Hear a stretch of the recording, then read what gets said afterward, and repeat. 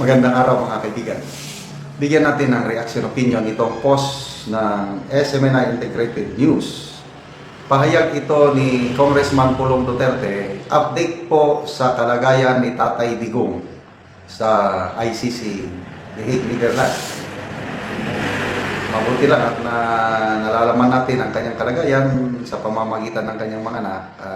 Ito, pakinggan natin si Congressman Pulong Duterte. Pwede nyo ibahagi ang PRRD today sa bisita ninyo sa kanya. Long hair na siya. Long hair.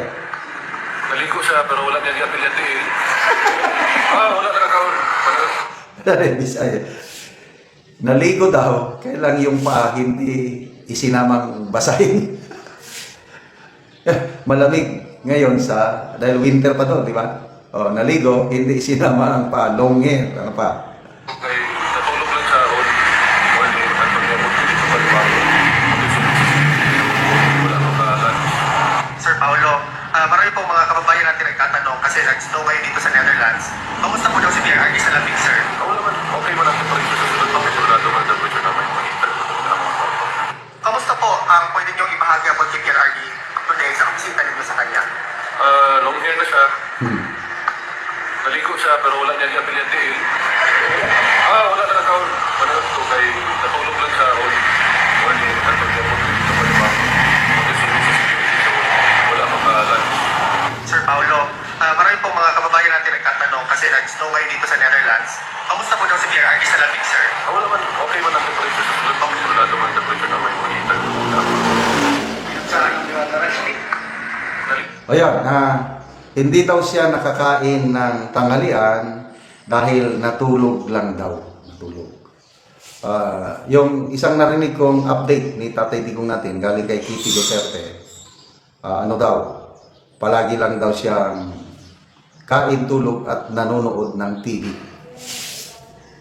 So, salamat naman. At kasi kung nakakapanood ka pa ng TV, di ba, palatandaan sa akin yan na nag-enjoy ako kung nung hindi pa ako nakafocus dito sa aking mga vlogging journey. Enjoy ako manood ng Netflix, lalo na mga Korean teledrama. Nakaka-enjoy, nakaka-addict manood ng Netflix. Kaya lang, wala na ngayon, medyo makapanood na lang ako kung gabi pag kasi mula mga alas 7 hanggang alas 5, nakapokus ako sa aking vlogging journey. Hindi katulad noon. Nag-vlog din ako, kaya lang kakaunting vlog ko lang noon. Mamaya pag napagod akong vlog, sige na, manood na naman ng umaga, hapon, gabi, nanonood ako ng Netflix, napupuyat pa nga ako at nag-enjoy ako. So, kung ang Tatay Digong nakakapanood ng TV, ano kaya? Netflix din, pelikula. So to me, that's good news na nakakapanood siya, nag-enjoy siya manood ng TV. Ayun, natulog lang daw siya, I hope na naka-adjust na siya ng kanyang pagkain. Kasi ang problema sa ating Tatay Digong noon, yung kanyang pagkain dahil bibihira siya makatikim ng Filipino food, more on European I hope na long hair. Ano na kaya ang itsura niya ngayon? Long hair na eh. I have never seen our Tatay Digong na long hair. Ano lang, nakagupit na. Nakakamiss ang ating Tatay Digong, di ba? Yung kanyang pagmumura, pagpapakatawa. Doon ko siya nakakita ng opisyal ng gobyerno na may tunay na malasakit. Matapang lang siya sa salita, matapang siya sa mga masasamang tao. Mga adiktos, pinidiktos, mga Kailang pagdating sa ordinaryong mamamayan is believe ako sa kanya. May malasakit.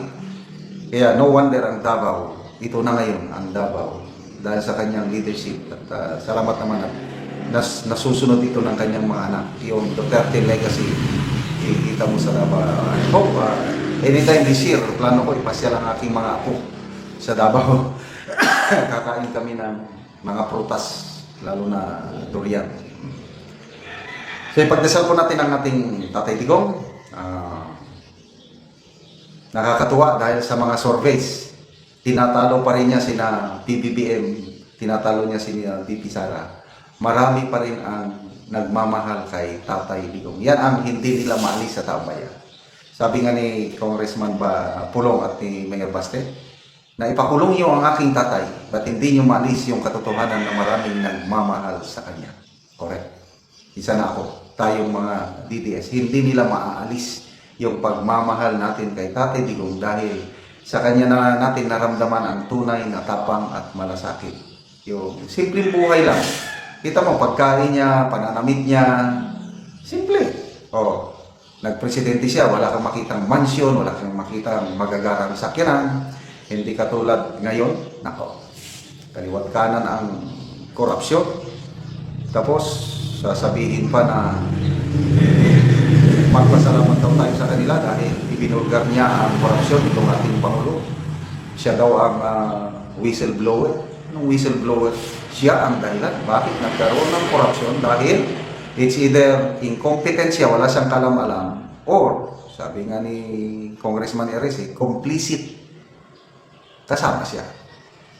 O bakit pinabayaan niya na masingitan ang 3 years na budget, 23, 24, 25 ng halos 1.4 trillion pesos.